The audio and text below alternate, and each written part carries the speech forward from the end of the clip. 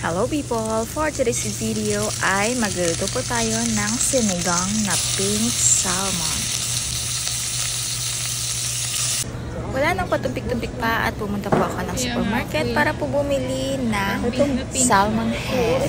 Big salmon nga po pala yung gamit ko and 246 pesos per kilo po siya.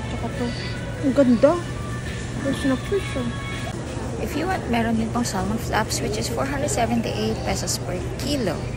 Pagdating ko po ng bahay ay nilinis ko na po kagad yung aking nabili na pink salmon head. 234 pesos po yung aking nabili. Nag-ready din po ako ng sibuyas, bawang, maraming luya, and green sile. Nag-isa lang po ako ng bawang, sibuyas, luya, and inilagay ko na po itong pink salmon head. Dalawang head nga po pala yung gamit ko dito and pinaslice ko na rin po sa kay kuya sa supermarket into sinigang cut. And this is my first time na magluto nitong salmon head na in fairness it's so malaman po pala. Akala ko po kasi before, kasi since head part po siya, akala ko po puro tinik, pero it's not what I think. In fairness, malaman po talaga siya. And madami na po yung dalawang head na pinakat ko lang po. I guess sobra-sobra na po ito sa akin. Kasi as usual, ako lang po mag-isa yung kakain na naman neto. And I guess this is too much for me.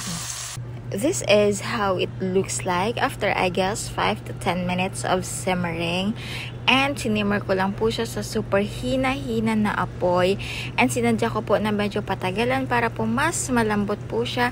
And para po mas maalis yung lansa. And this time ay inilagay ko na po yung itong puting gulay na medyo nakalimutan ko po kung ano na po yung tawag dito.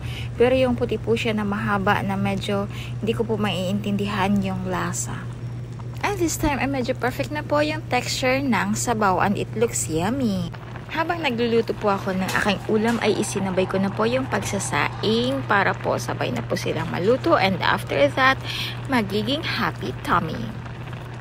Back to cooking. After maluto na po yung white na gulay and itong okra ay naglagay na po ako ng sinigang mix.